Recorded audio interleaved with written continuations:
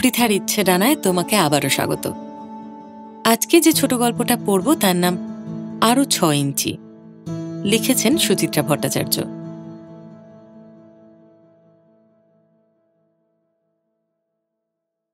চা খেতে খেতে আপন মনে মাথা নাড়ছিল দীপক। আপন মনেই মন্তব্য করল, ফ্ল্যাটটায় একটা মোক্ষম ডিফেক্ট আছে। চিত্রলেখা পাশেই সোফায়, চোখ খবরের কাগজে গাঁথা, হাতে পেন্সিল। 8:30 বাজে, এবার সে স্নানে যাবে। অফিস বেরোনোর সময় প্রায় হয়ে এলো। তার আগে ৫ম পৃষ্ঠার শব্দজব্দর সমাধান সেরে ফেলছে দ্রুত। নেশা। কিন্তু এমন একটা টিপ্পনি সে উপেক্ষা করে কি করে, বিশেষ করে এই নতুন ফ্ল্যাট নিয়ে? গ্রীবা হেলিয়ে স্বামীকে দেখল চিত্রলেখা। কি ডিফেক্ট? আমাদের জানালার গ্রিলগুলো লক্ষ্য করো। করেছি, যথেষ্ট মজবুত। এত মোটা গেজের গ্রিল এখন আর কেউ লাগায় না। ওহো, সে কথা বলিনি। দীপক উঠে জানালার ধারে গেল। ভালো করে দেখো, গ্রিলটা ভেতরে, পাল্লাগুলো বাইরে। এ আর এমন কি? চিত্রলেখার ঠোঁট উল্টে আবার শব্দের হেঁয়ালিতে মনোযোগী। নির্লিপ্তভাবেই বলল, সব বাড়িতেই এরকম থাকে। যার থাকে তার থাকে, আমাদেরটা এরকম হবে কেন? দীপক সিগারেট ধরাতে ধরাতে সোফায় ফিরল। বিজ্ঞের মতো বলল, জানো এতে কত অসুবিধে? আজ যদি একটা পাল্লার কাঁচ ভাঙে, মিস্ত্রি এসে সারাবে কি করে এই 4 তলায়? যেভাবে সবাই সারায়, অকারণে কেন মাথা ঘামাচ্ছ? কারণ মগজে আমার কিছুটা ঘিলু আছে। দীপক পুটুস করে একটু হুল ফুটিয়ে নিল। তোমার কোনো প্র্যাকটিক্যাল সেন্স আছে? বাইরে থেকে ভাড়া বেঁধে উঠতে হবে মিস্ত্রিকে। এবার তার খরচাটা হিসেব করো। একটা কাঁচ রিপ্লেস করতে ঢাকের দায়ে মনসা বিকোবে।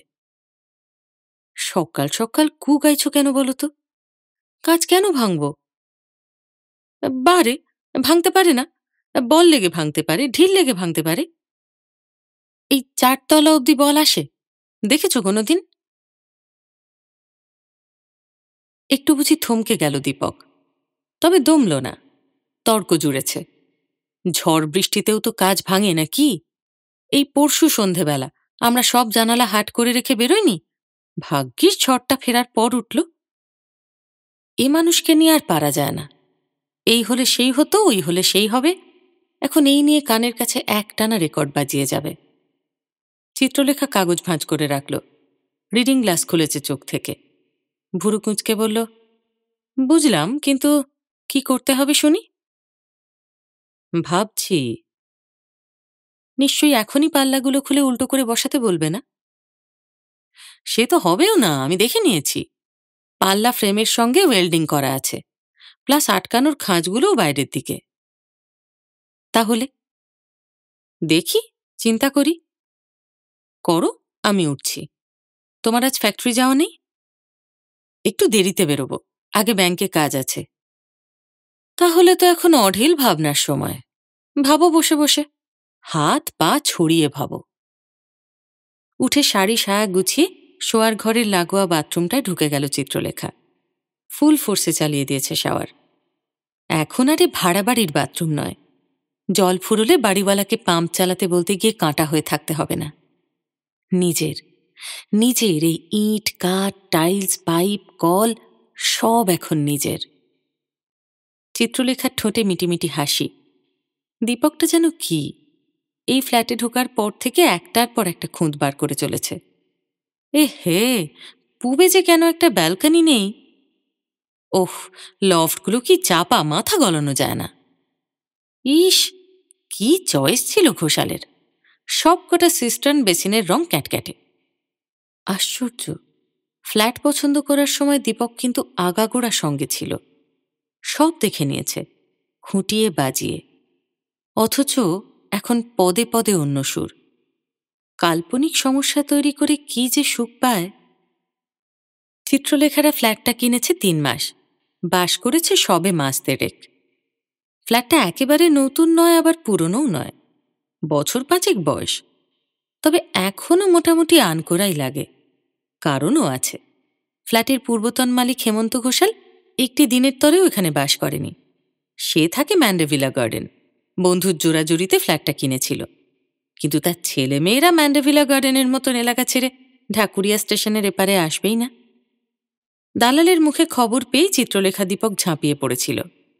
কতদিন ধরে যে তারা একটা নিজস্ব মাথা গোঁজার ঠাঁই খুঁজছে। যদি দরে বনে তো চেহারা পছন্দ হয় না, যদি রূপ মনে ধরল তো দাম শুনে আতকে পিছিয়ে আসে। সে তুলনায় এ ফ্ল্যাটখানা একদম খাপে খাপে। তারা থাকতো 1000 স্কোয়ার ফিটের ভাড়া বাড়িতে, এটা 1105। দামটা সাধ্যের একটু বাইরে হলেও ছোঁয়া যায়। এই সাইজের নতুন ফ্ল্যাট আরো 2-4 লাখ বেশি দিতে পারলে হয়তো জুটে যেত, কিন্তু সেটা এমন সুন্দর হতো কি? সত্যিই সুন্দর। কর্নার প্লটের বাড়ি, চমৎকার প্ল্যান। 3-3খানা ঘর, কোনোটাই খুপড়ি খুপড়ি নয়। 2টো অ্যাটাচড বাথরুম, 1খানা ব্যালকনি, টানা ড্রয়িং ডাইনিং স্পেস, সেটাও বেশ বড়সড়। পছন্দসই রান্নাঘর। লালটু পর্যন্ত দেখে বিমোহিত। মাত্র 1105 স্কোয়ার ফিটে কি সুন্দর ছড়িয়ে ছিটিয়ে ফ্ল্যাটটা করেছে, যা অ্যাপারেন্টলি অনেক বড় মনে হয়। চিত্রলেখার অবশ্য প্রথম দিকে সামান্য খুঁতখুঁতুনি ছিল। লিফট নেই, এই বয়সে 4 তলা ওঠানামা করা। দীপক তখন বলেছিল, আফটার 50 এক্সারসাইজ ইজ মাস্ট। রোজ সিঁড়ি দিয়ে লাফাতে লাফাতে ওঠানামা করবে, আর্থারাইটিস ধারে কাছে ঘেঁষতে পারবে না। একেবারে উপরতলায় কিন্তু গরমও হবে খুব। আর চারদিক যে ফাঁকা সেটা ভাবছো না? এত আলগা বাতাস জীবনে কখনো পেয়েছো? হাওয়ায় উড়বে উড়বে। ছেলে তো ইঞ্জিনিয়ার হয়ে বেরোচ্ছে, গরমে হাঁসফাঁস করলে ছেলে মার জন্য এসি বসিয়ে দেবে। তা কেনার আগে চিত্রলেখা যাই বলুক, মালকিন হওয়ার পর আর কি কিছু উচ্চবাচ্য করেছে? অথচ সেদিনের যুক্তিবাদী দীপক অনবরত কুটুস কুটুস করে চলেছে এখন। স্নান সেরে বেরিয়ে সোজা খেতে বসে গেল চিত্রলেখা। সরকারি অফিসের চাকরি, একটু দেরি করে বেরোলে ক্ষতি হয় না। তবে আজকাল খুব কড়াকড়ি চলছে। তার উপর অফিসের অনেকটা দায়িত্বই চিত্রলেখার কাঁধে। সে সময় মতো না পৌঁছলে নিচের লোকেরা আরও জোর পেয়ে যায়। মাস গেলে 17-18 হাজার টাকা দিচ্ছে সরকার, নেহাত ফেলনা নয়। একটু কষ্ট করে নয় বেরোলোই তাড়াতাড়ি। পরিশ্রমকে কি কখনো চিত্রলেখা ভয় পেয়েছে? রাত দিনের কাজের লোক সুবলা ভাত বেড়ে দিয়েছে। খেতে খেতে চিত্রলেখা ড্রয়িং স্পেসের দিকে তাকাচ্ছিল। এখনও চুল পাকাতে পাকাতে জানালা পর্যবেক্ষণ করছে দীপক। চিত্রলেখা হেসে ফেলল। খ্যাপা, এক্কেবারে খ্যাপা। বাড়ি ফিরতে আজ একটু দেরিই হয়েছিল। গড়িয়াহাট নেমেছিল চিত্রলেখা ছোটখাটো কেনাকাটা করতে। ঘর সাজানোর টুকিটাকি, শৌখিন ফুলদানি, পোর্সিলিনের অ্যাশট্রে, টেরাকোটার 2টো গণেশ মূর্তি, এইসব। ফ্ল্যাট তো শুধু কিনলেই হয় না, সাজাতেও হয়। গত 1.5 মাস ধরে ফ্ল্যাটখানাকে মনের মতো করে তুলছে চিত্রলেখা। কোথায় সেই চাঁদনি ঘুরে পর্দা টাঙানোর বাহারি রড কিনে আনলো। এজরা স্ট্রিট খুঁজে খুঁজে নয়নসুখ ল্যাম্পশেড। দেওয়ালের রঙের সঙ্গে মানানসই পর্দার কাপড় কিনেছিল নিউ মার্কেট থেকে। বালিগঞ্জের নার্সারি থেকে পাতাবাহারের টব। একদিন নিলামঘর ঘুরে একজোড়া কাঁচের পুতুলও কিনল, সাহেব মেম। অনেক দিন ধরে ভেবে রেখেছিল নিজস্ব একটা কিছু হলে তবেই। কেনাকাটা ক্রমে ক্রমে প্রায় নেশায় দাঁড়িয়ে যাচ্ছে। এখন কোনোদিন শূন্য হাতে ফিরলে কেমন যেন ফাঁকা ফাঁকা লাগে। ডোরবেল বাজাতেই আজ দরজা খুলেছে দীপক। প্রথম বাক্য, গরিবের কথা বাসি হলে সত্যি হয়, বুঝলে? কেন, কি হলো? যাও, তোমার ছেলের ঘরটা দেখে এসো। একটা কাচের পাল্লা গন। হাতের মোড়ক ফেলে রেখে ঊর্ধ্বশ্বাসে চিত্রলেখা লালটুর ঘরে। হ্যাঁ, ঠিকই তো। কাঁচ ভেঙে খান খান হয়নি বটে, তবে স্পষ্ট চিড় খেয়ে গেছে। চিত্রলেখা উদ্বিগ্ন মুখে বলল, কি করে হলো?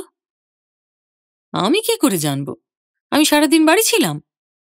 সুবলাও কিছু বলতে পারল না। হয়তো আগেই সূক্ষ্ম চিড় ছিল, আমরা বুঝতে পারিনি। এখন কি হবে? ফাটা আরো বাড়বে, কোনোদিন ঝাং করে ঝরে পড়বে। সর্বনাশ, বিপদ হয়ে যাবে তো। আমাদের মাথায় পড়ার চান্স কম। হয়তো রাস্তার কোনো আনফরচুনেট ম্যান। যা, কি ফাজলামি করছো, বলো না এখন কি করা যায়। সারাও, 200 টাকার কাচে 2000 টাকা লেবার চার্জ দাও। দীপক ফিক ফিক করে হাসছে। বাড়িতে তোমার কটা কাচের পাল্লা আছে গুনেছ? ধরো প্রতি মাসে যদি একটা করে ঝরে। এই, ভয় দেখাচ্ছ কেন? চিত্রলেখা বোকা বোকা হাসল। বলো না কি করা যায়। পথে এসো সোনা। ৫৫ দীপক ৫১ চিত্রলেখার গালে বহুকাল পর একটা টুসকে দিল। স্বীকার করো আগে, আমার আশঙ্কাটা খুব অমূলক ছিল না। মানছি তো। গুড। দীপক ছেলের ফাঁকা খাটে শুয়ে পড়ল, ঠ্যাং নাচাচ্ছে। সলিউশন একটা আছে, আ বিট কস্টলি কিন্তু পার্মানেন্ট। কিরকম? গ্রিলগুলো পুরো হাওয়া করে দাও। সে কি, চোর ঢুকবে না? চিত্রলেখা বিছানার ধারে। চোরেরা রেন পাইপ দিয়ে ওঠে, আমি জানি। আহা, তুমি তো প্ল্যানের হাফটা শুনলে। দীপক উঠে বসেছে। ভাবছি কি জানো, পাল্লার বাইরে দিয়ে বক্স গ্রিল করে দেব। সেফটিও রইল, পাল্লাও আমাদের হাতের মুঠোয়। আমি নিজে তখন নতুন কাজ কিনে এনে পুডিং দিয়ে ফ্রেম সেট করে দেব তখন। তা অবশ্য পারে দীপক। ঘরোয়া এই ধরনের কাজে তার দারুণ উৎসাহ, ধৈর্যও আছে। হয়তো নিজে নিজ থেকে জীবন শুরু করেছিল বলেই কোনো কাজে সংকোচ নেই। ইলেকট্রিকের ফিটিং বদলাচ্ছে, কলে ওয়াশার লাগাচ্ছে, কিংবা হয়তো বসে গেল বেতের আরাম কেদারাটাকে নিজের হাতে রং করতে। দীপকের কারখানাটাও মেশিনপত্র তৈরি করার। নিজে মালিক হয়েও এখনও লেবারদের সঙ্গে কাঁধে কাঁধ মিলিয়ে কাজ করে দীপক। আইডিয়াটা মন্দ লাগলো না চিত্রলেখার। মাথা নাড়তে নাড়তে বলল, কিন্তু খরচাপাতি কেমন হবে কিছু এস্টিমেট করেছ? ১৫-২০ হাজার তো পড়বেই, তবে আমার চেনা লোক আছে, টাকাটা ধীরে সুস্থে দেওয়া যাবে। বলছো? বলছি তো। দেখো, তখন তোমার ঘরের শোবার ঘর কেমন খুলে যাবে। ইচ্ছে হলে জানলায় টব সাজাতে পারো, লতানো গাছ ঝুলিয়ে দিতে পারো জানলা থেকে। এমনকি মন চাইলে গ্রিলে বসে ছোট্ট খুকির মতো বাইরে পা বার করে দোলাতেও পারো। উফ, তুমি না। চিত্রলেখা কপট ভ্রুভঙ্গি করল। খেয়াল আছে, ছেলের বয়স ২২ হয়ে গেছে, আর ১ বছর হলেই সে আইআইটি ইঞ্জিনিয়ার হয়ে যাবে। প্রেমের কি বয়স থাকে ডার্লিং? এখনো যে তোমাকে আমার সেই খুকিটি ভাবতে খুব ইচ্ছে করে। খপ করে চিত্রলেখার হাতটা ধরল দীপক। মরণ। দরজায় সুবলা, হাতে চায়ের কাপ, জিভ কেটে দাঁড়িয়ে আছে। দস্যুর মতো বাড়িতে হানা দিল ৫ মিস্ত্রি। হাতে জাম্বো সাইজের ইলেকট্রিক ড্রিলিং মেশিন, ইয়া হাতুড়ি, ছেনি, নেহাই, বাটালি। ২ দিন ধরে যেন তাণ্ডব চলল গোটা ফ্ল্যাটে। পুরো গ্রিল হাওয়া, জানালায় একের পর এক খাঁচা বসে যাচ্ছে। আগুনের ফুলকি ছিটছে, দমাদম হাতুড়ির আওয়াজে কানে তালা প্রায় লাগে লাগে। পুরো ৪ দিন চিত্রলেখার অফিস বন্ধ, ক্যাজুয়াল লিভ। দিনে ৫ বার করে কারখানা থেকে মোটর বাইক ছুটিয়ে এসে দীপকও কাজের হালচাল দেখে যাচ্ছে। মিস্ত্রিদের কাজের দাপটে দেওয়ালের রং চটে গেল জায়গায় জায়গায়। পুরো কাজ শেষ হওয়ার পর স্বস্তির নিঃশ্বাস ফেলল চিত্রলেখা। ফ্ল্যাটের বাহার দেখে চিত্রলেখা এখন আরও মুগ্ধ। কারুকাজ করা গড়া দূরে সরে গিয়ে অন্দর যেন আরও মোহনীয় হয়ে উঠেছে। চিরটা কাল তারা একতলায় কাটিয়েছে। আকাশ দেখার জন্য বাড়ির বাইরে গিয়ে দাঁড়াতে হতো। ৪ তলায় উঠে আকাশ যেন অনেক কাছে নেমে এসেছিল। জানলা দিয়ে মুখ বাড়ালে ওই নীল গগন এখন যেন আরও প্রকাণ্ড দেখায়। ঝড় বৃষ্টির দিনে মনে হয় নীলচে বিদ্যুৎ বুঝি ঘরে ঢুকে পড়ল। ধারা বর্ষণের দিকে তাকিয়ে থাকলে চোখ ফেরানো যায় না। পূব আকাশ থেকে চাঁদ জ্যোৎস্না বিছয় চিত্রলেখার শোয়ার ঘরে। দক্ষিণ আকাশে রাত ভর তারা ঝলমল করে। চিত্রলেখা এখন নিচটাও বেশ পরিষ্কার দেখতে পায়।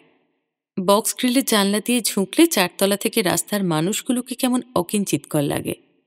সত্যি, উপরে ওঠায় একটা আলাদা রোমাঞ্চ আছে। ওই গ্রিল দূরে সরে না গেলে চিত্রলেখা হয়তো বুঝতেই পারত না। ঘরগুলোও যেন আরো বড় হয়ে গেছে এখন। হয়তো চিত্রলেখার মনের ভ্রম, তবু মনে হয় আলো বাতাসও বেড়ে গেল। ভাগ্যিস দীপকের মাথায় বুদ্ধিটা এসেছিল। শোভাও বাড়ল, স্পর্শকাতর কাচেরাও এখন দিব্যে নিরাপদ। লালটুর এখন দারুণ ব্যস্ত সময়। সামনের মাসে সেমেস্টার পরীক্ষা, ফাইনাল ইয়ার বলে অসম্ভব পড়ার চাপ। তবু তারই মধ্যে খড়গপুর থেকে ঘুরে গেল ২ দিনের জন্য। সেও তারিফ করল বাবার, সঙ্গে সঙ্গে পরামর্শও দিল কিছু নিজস্ব কায়দায়। কি ঘরে সব পাতাবাহারের গাছ রেখেছ মা? এগুলো খুব পাতি জিনিস, লোয়ার মিডল ক্লাসদের বাড়িতে থাকে। উমা, সে কি? শখ করে আমি আর তোর বাবা এতগুলো টব কিনে আনলাম। দরজার বাইরে রাখো, ব্যালকনিতে রাখো, সিঁড়িতে, ল্যান্ডিংয়ে। ভেতরটা একেবারে ন্যাড়া হয়ে যাবে না? কি ফাইন একটা গ্রিনের এফেক্ট এসেছিল। একটু অন্যভাবে ভাবো। গাছ রাখো, কিন্তু ডিফারেন্ট টাইপের। Why don't you try for flowers, মা? বক্স গ্রিলে বসিয়ে দাও, ব্যাস ডিউটি ফিনিশ। রোদ্দুর তো পাবেই, বর্ষা চলছে, এখন তোমায় রোজ ভৃঙ্গারও উপর করতে হবে না। খাসা বলেছে তো লালটু। চিত্রলেখা আর দীপক মুখ চাওয়াচাই করল। ব্যাপারটাকে নিয়ে ভাবনা চিন্তা করাই যায়। ফুল গাছে ভরিয়ে দিলে বেশ একটা মালঞ্চ ভাব আসবে না ফ্ল্যাটে? চিত্রলেখার বাতায়নে এখন কুসুমের সমারোহ। শোয়ার ঘরে কামিনী ফুটেছে, ডাইনিং উইন্ডোয় গন্ধরাজ, বসার জায়গাটাতে হাসনুহানা। লালটুর ঘরের জানালায় চাঁপা রেখেছে চিত্রলেখা, কুঁড়ি এসে গেছে, ফুল ফুটি ফুটি। ছোট ঘরটায় যেখানে লালটু এলে বন্ধুবান্ধব নিয়ে আড্ডা মারে, কিংবা চিত্রলেখা দীপক চেনা পরিচিতদের ডেকে আসর জমায়, সেখানে এখন টবের গাছে বকুল ফুল। সবকটা গাছই কেমন খয়াটে খুরবুরে হয়ে আছে, কিন্তু ফুল ফোটার কোনো খামতি নেই। যেন দীপক চিত্রলেখার পুষ্পিত বাসনারা সংহত হয়ে সৌরভ ছড়াচ্ছে গবাক্ষে। সেদিন রাত্রে ঘুম আসছিল না চিত্রলেখার। সারাদিন আজ বৃষ্টি হয়েছে অঝরে। একটু আগে মেঘ কাটল। জাল জাল মেঘের ওপারে দেখা দিয়েছে এক অস্পষ্ট চাঁদ। ভাঙা ভাঙা কিরণ এসে পড়েছে ঘরে, সঙ্গে কামিনী ফুলের গন্ধ। মনটা কেমন আকুল হয়ে যাচ্ছিল চিত্রলেখার। পাশে দীপক ভোঁস ভোঁস নাক ডাকাচ্ছে। এতটুকু নিসর্গপ্রীতি নেই দীপকের। চতুর্দশীর দিন পর্যন্ত ট্যারচা চোখেও চাঁদের দিকে তাকায় না, বলে কাল আরও গোল হবে, তখন দেখা যাবে। এমন মধুর রাতে ও বেরসিক লোককে ডাকাটাই বৃথা। একটুক্ষণ চোখ বুজে ফুলের ঘ্রাণ নিল চিত্রলেখা। ভিজে ভিজে জ্যোৎস্না মাখল গায়ে। তারপর ধুত্তেরি বলে উঠে পড়েছে। একা একা ঘুরছে ফ্ল্যাটময়। এমনটা সে করে মাঝে মাঝে। ফ্ল্যাটের বিস্তার ছুঁয়ে ছেনে দেখে, যেন উপলব্ধি করতে চায় এই গৃহ সত্যি, মায়া নয়, হুশ করে উবে যাবে না। চিত্রলেখা টানা লম্বা ডিভানে গিয়ে বসল। নতুন ডিভান, এ বাড়ির জন্যই বানানো, ভারী নরম, বসলেই শরীর ডুবে যায়। হাত পা ছড়িয়ে চিত্রলেখা নাক টানছে জোরে জোরে। এ কি, হাসনুহানার গন্ধ গেল কোথায়? ওমা, জানলাটা তো বন্ধ। বৃষ্টির সময় সেই যে টেনে দিয়েছিল দীপক, আর খোলেনি। উঠে গিয়ে চিত্রলেখা ঠেলল জানলাটা। পাল্লা পুরো যাচ্ছে না, আটকাচ্ছে টবে। একটু বুঝি বড় টবে দেওয়া হয়েছে হাসনুহানাকে, তাই এই বিপত্তি। সন্তর্পণে পাল্লা ফাঁক করল চিত্রলেখা। হাত গলিয়ে ঠেলে ঠেলে একটু সরালো টবখানা। একটা পাল্লা মুক্ত হয়েছে। টব হেলিয়ে অন্য পাল্লাটা খুলল। ভারী টব সরাতে গিয়ে ব্যথা লেগেছে নড়ায়। কাঁধে হাত রাখল। এভাবে চোট লাগা তো ভালো নয়, কালই ছোট টবে চালান করতে হবে হাসনুহানাকে। সহসা চিত্রলেখার চোখ জানলার উপর ভাগে গ্রিলের প্রান্তে। নিচে রাস্তা, মার্কারি জ্বলছে, আলোর আভা উঠে আসছে ঊর্ধ্বপানে। সেই দুটিতেই চিত্রলেখা স্পষ্ট দেখতে পেল গ্রিলটা সানশেডের চেয়ে ছোট, প্রায় বিঘত খানেক। ওইটুকুর জন্যই কি টবটা আটকাচ্ছে? চিত্রলেখার খটকা লাগল। ছুটে গেছে পাশের জানালায়। হ্যাঁ, এই গ্রিলটাও তো ছোট, তার পাশেরটাও। একে একে সব কটা বক্স গ্রিলই জরিপ করে ফেলল চিত্রলেখা। প্রত্যেকটাই এক মাপের, প্রত্যেকটাই ছোট। ছি ছি, এভাবে ঠকিয়ে গেল গ্রিল মিস্ত্রি। একা একা গুমরানো চিত্রলেখার ধাতে নেই। দৌড়ে গিয়ে ঝাঁকাচ্ছে দীপককে। এই, শুনছো শুনছো? দীপকের ঘুম যতটা গভীর ততটাই পলকা। কখনো কানের পাশে ট্রাম্পেট বাজালেও ওঠে না, আবার কখনো ফিস ফিস শব্দেই পটাং করে চোখ খুলে যায়। এখন বুঝি অগভীর নিদ্রাই চলছিল। ধর্মড়িয়ে উঠে বসেছে দীপক। চোখ রগড়াতে রগড়াতে বলল, কি হয়েছে? ওই গ্রিলওয়ালা, তোমার মন্টু না সন্টু, সে তো একেবারে আমাদের পথে বসিয়ে গেছে। কেন, কি করলো? সব কটা গ্রিল ছোট, সানশেডের চেয়ে অন্তত 6 ইঞ্চি করে কম। তো? দীপক যেন বুঝতে পারছে না ব্যাপারটা। হাই তুলে বলল, জানলা তো খোলা যাচ্ছে। ব্যাস, খুললেই হয়ে গেল। গ্রিলটা সানশেডের শেষ অবধি গেলে ঘর আরো বড় লাগতো না? এতক্ষণে কথাটা দীপকের কর্ণকুহরে প্রবেশ করেছে। মুহূর্তে ঘুম হাপিস। চোখ পিটপিট করল একটু। বিরক্তিস্বরে বলল, একদিনে দেখলে, আগে বলতে পারোনি? আমার দেখার কথা? তুমি তো কাজের সময় এসে এসে ওদের উপর সর্দারি মারছিলে। তুমিও তো ছুটি নিয়ে বসেছিলে, করছিলেটা কি? ল্যাজ নাড়ছিলে? হ্যাঁ, আমি তো ল্যাজই নাড়ি। গোটা ফ্ল্যাট যেন এমনি এমনি সাজানো হয়ে গেছে। রং করানো, তাক বসানো, ফিটিংস লাগানো, এগুলো তো সব ভূতে এসে করে দিয়ে গেল। তুমি একটুও নড়ে বসেছিলে? আর ফ্ল্যাটের জন্য দৌড়োদৌড়িটা কোন শর্মা করেছিল? হ্যাঁ, সার্চ করানো, উকিলের কাছে ছোটা, ঘোষালের সঙ্গে দরদস্তুর, দলিল বানানো, রেজিস্ট্রি, ব্যাংক ম্যানেজার, এসব কি এমনি এমনি হয়ে গেছে? দীপক গজগজ করছে। সব পরিশ্রম বৃথা। কষ্টের ফ্ল্যাটটা তোমার জন্য খুঁতো হয়ে গেল। রাত দুপুরে চিল্লিও না।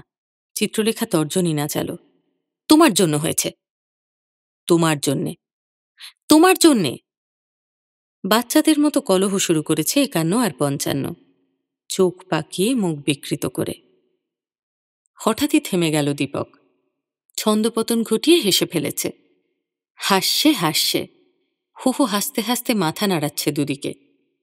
চিত্রলেখা অবাক। গড়গড়ে গলায় বলল, হলো কি? এত হাসো কেন? দীপক অতি কষ্টে হাসি থামাল। তবু যেন বুড়বুড়ি উঠছে হাসির। বলল, ঢের হয়েছে, আর মাথা খারাপ করো না। আলো নিভিয়ে শুয়ে পড়ো। বিবাদের মাঝে এক পক্ষ আচমকা থেমে গেলে অন্য পক্ষ বড় অসহায় বোধ করে। চিত্রলেখা চোখ সরু করে দীপককে দেখল একটুক্ষণ। তারপর বেজার মুখে টিউবলাইটের ক্যাটক্যাটে আলোটাকে বুঝিয়ে দিল। মাথা রেখেছে বালিশে। মেঘ পুরোপুরি সরে গেছে। মোম জ্যোৎস্নায় ভেসে যাচ্ছে ঘর। গ্রিলের আঁকাবাঁকা ছায়া নিয়ে চাঁদ দুলছে বিছানায়। চিত্রলেখা এপাশ ওপাশ করছিল। এখনও তার চিত্ত শান্ত হয়নি। গ্রিলের জন্য অতগুলো টাকা বিফলে গেল। তখনই দীপকের গলা শুনতে পেল। লেখা, এই বাক্স বাক্স গ্রিলের মধ্যে আমাদের ফ্ল্যাটখানাকে কেমন খাঁচা বলে মনে হয় না? চিত্রলেখার চোখ আড়াআড়ি বাহুতে ঢাকা। সে কথা বুঝলও না, রাও কাড়ল না। আমরা কিরকম খাঁচার জন্তুর মতো ঝগড়া করছিলাম, তাই না? চিত্রলেখা উল্টো দিকে ফিরে শুল। দীপক ক্ষণিক নিঃশব্দ। তারপর কেমন যেন দূরমনস্ক গলায় বলল, তোমার মনে পড়ে লেখা, আমরা কিভাবে জীবন শুরু করেছিলাম? না পড়ার কি আছে? চিত্রলেখা গুমগুম স্বরে বলল, আমি কিচ্ছু ভুলি না। যখন প্রথম সংসার পাতলাম তখন আমাদের কি কি জিনিস ছিল? একটা কড়া, একটা হাঁড়ি, একটা তক্তপোষ, আর দুজনের দুটো থালা গেলাস। আরও বলে যাও, তোশক, চাদর, বালিশ, একটা সস্তা দামের আলনা। সে তো কয়েকটা ভাড়ার জিনিসও ছিল। ফ্যান, আলমারি, ড্রেসিং টেবিল। ড্রেসিং টেবিলটা খুব বাহারি ছিল। আলমারি ভাড়া করতে গিয়ে তুমি এমনভাবে ওটার দিকে তাকিয়েছিলে, নইলে আমাদের ওই ঘরে এই ড্রেসিং টেবিল। স্মৃতির সমুদ্র আছাড় খাচ্ছে পাড়ে। ছোট ছোট বাষ্পকণায় রাগটা জড়িয়ে এলো চিত্রলেখার। আনমনে বলে উঠল, তুমি আমাকে রথের মেলা থেকে একটা আম কাঠের টুল কিনে দিয়েছিলে। আমাদের আরও কিছু ছিল তখন, আমার সেতার আর তোমার হারমোনিয়াম। চিত্রলেখা বুঝি সময়টাকে দেখতে পাচ্ছিল। দীপক যেন তাকে হাত ধরে নিয়ে চলেছে পিছনে। বলল, কুঁদঘাটের সেই বাড়িটার ভাড়া ছিল ৬০ টাকা। বাড়ি নয়, বলো ঘর। হ্যাঁ, ঘর। টানা ব্যারাকের মতো বারান্দায় দরমার পার্টিশন। বাথরুম ছিল কতটা দূরে, সেই পুকুর পাড়ে। বর্ষাকালে তোমায় সাপ জোঁক সামলে সামলে যেতে হতো। চিত্রলেখা চিত হয়ে শুল। স্বর মিহি হয়ে এসেছে। উপায় কি ছিল? তোমার তখন রোজগার মাস গেলে ১৫০ টাকা। আমি তো তখন চাকরি পাইনি। ওই কটা গানের টিউশনি। অনেক টিউশনি করতে তুমি। সকাল বিকেল মিলিয়ে কখনো ৫খানা, কখনো ৬খানা। পার ছাত্রী ২০ টাকা। লালটু যখন পেটে, তখনও কতদিন তেঁতুল গোলা জল দিয়ে ভাত খেয়ে থেকেছি। সে তোমার তখন টক খাওয়ার স্বাদ হতো। শুধু তাই? কম কষ্ট করেছি সে সময়? কি আর করা। দীপক ছুঁল চিত্রলেখাকে। আমরা তো কোনোদিনও হাত পেতে কারোর কাছ থেকে কিছু নিইনি। তোমার বাপের বাড়ির থেকেও না, আমার বাড়ির থেকেও না। না খেয়ে থেকেছি তবু। তো কি আছে, আমরা স্ট্রাগল করেছি, একটু একটু করে দাঁড়িয়েছি, একটা একটা করে জিনিস করেছি সংসারের। মনে আছে ইনস্টলমেন্টে প্রেসার কুকার কিনেছিলাম? ছেলেকেও মানুষ করেছি দাঁতে দাঁত চেপে। হ্যাঁ, তার মধ্যে রাত জেগে তোমার পড়াশুনো, পরীক্ষা, চাকরি। তখনই তো সংসারটা একটু ভালো করে দাঁড়ালো। আহা, আমি বুঝি ততদিন শুধু সেতার বাজাতাম? দীপক আলগা হাসল। আমিও তো একটু একটু করে উঠেছি। অন্যের কারখানায় খাটতে খাটতে কাজ শিখলাম, ধাপে ধাপে প্রমোশন, এই ফ্যাক্টরি ছেড়ে ওই ফ্যাক্টরি, তারপর নিজেরও একটা কারখানা হলো। এসব কিছুর মূলে কি ছিল লেখা? জেদ, চাওয়া, আকাঙ্ক্ষা, পড়ে পড়ে মার খাবো না এই মনোভাব, নয় কি? ছিলই তো। আকাঙ্ক্ষা ছিল বলেই তো আজ আমরা এখানে। মাঝে কত স্টেজ গেছে। ৬০ টাকার ভাড়া বাড়ি থেকে ৩০০, সেখান থেকে ৭০০, তারপর ১,৫০০, ৩,০০০। আর আজ তুমি একটা আস্ত ১০ লাখ টাকার ফ্ল্যাটের মালকিন। আমাদের টিভি, ফ্রিজ, ফার্নিচার টার্নিচার ধরলে আরও কমসে কম ২ লাখ। ছেলে আইআইটি থেকে প্রায় পাশ করে গেল, তার দাম তো তুমি লাখেও হিসেব করতে পারবে না। ছেলেকে আমি হিসেবে ধরি না, ও তো কদিন বাদেই পর হয়ে যাবে। তবে এই ফ্ল্যাটটাকেই বা কেন হিসেবে ধরবে? সেভাবে দেখতে গেলে এটাও তো মূল্যহীন। দীপক ঝপ করে বলল, এখনো কি আমাদের দুজনকে ওই ৬০ টাকার ঘরে কুলিয়ে যায় না? চিত্রলেখার গায়ে কাঁটা দিয়ে উঠল। দেখতে চাইছে আলো ছায়া মাখা স্বামীকে। দেখতে চাইছে না বুঝতে চাইছে? দীপক আবার বলল, আচ্ছা লেখা, তুমি যখন গানের টিউশনি করে বেড়াতে আর আমি সাত সকালে ১৫০ টাকা মাইনের কাজ করার জন্য ছুটতাম, তখন আমাদের চাওয়াটা ঠিক কি ছিল? এমন কামিনীর সুবাস মাখা ঘর, এমন সুন্দর পরিবেশে এত বড় ঝাঁ চকচকে ফ্ল্যাট, সাকসেসফুল ছেলে। আমরাও মোটেই ব্যর্থ নই। তোমার কি মনে হয় না আমরা আমাদের শুরুর আকাঙ্ক্ষাটাকে অনেক বেশি ছাপিয়ে গেছি? কথাটা ঠং করে বুকে বাজল চিত্রলেখার, গভীরভাবে, হৃদয়ের অতলে গিয়ে কোথায় যেন ধ্বনিত হল। আহত গলায় চিত্রলেখা বলল, মোটেই না, আমরা আরও বেশি পেতে পারি। কতটা বেশি? আরও ৬ ইঞ্চি হতে পারে। তারপর আরও ৬ ইঞ্চি হতেই পারে। তারপর? চিত্রলেখা চুপ। গাটা হঠাৎ কেন শিরশির করছে। আশা আকাঙ্ক্ষার কোন প্রান্তসীমার ইঙ্গিত দেয় দীপক? উড়ো মেঘ এসে আবার কখন ঢেকে গিয়েছে চাঁদকে। গ্রিলের ছায়া বড় হতে হতে গোটা ঘরখানাকে গ্রাস করে নিল। নিচু সিলিংয়ে ফ্যান ঘুরছে বনবন। নিথর শুয়ে আছে দম্পতি। খাটের তলায় অবহেলায় পড়ে ধুলোমাখা একটা সেতার আর একটা হারমোনিয়াম।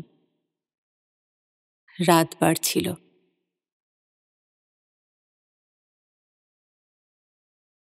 মুখে নাহি নিঃস্বরে ভাস, দহে অন্তরে নির্বাক বহ্নি, উষ্ঠে কি নিষ্ঠুর হাস, তব মর্মে যে ক্রন্দন তন্নি। মুখে নাহি নিঃস্বরে ভাস, দহে অন্তরে নির্বাক বহ্নি, উষ্ঠে কি নিষ্ঠুর হাস, তব মর্মে যে ক্রন্দন তন্নি। মল্ল যে দংশেছে হায়, তব শয্যা যে কণ্টক শয্যা, মিলন সমুদ্র বেলায় চিরবিচ্ছেদ জর জর মজ্জা, প্রাণ চায় চক্ষু না চায়, মরিয়ে কি তোর দুস্তর লজ্জা। প্রাণ চায় চক্ষু না চায়, সুন্দর এসে ফিরে যায়, তবে কার লাগি মিথ্যায় সজ্জা। প্রাণ চায় চক্ষু না চায়, মরিয়ে কি তোর দুস্তর লজ্জা। প্রাণ চায় চক্ষু না চায়।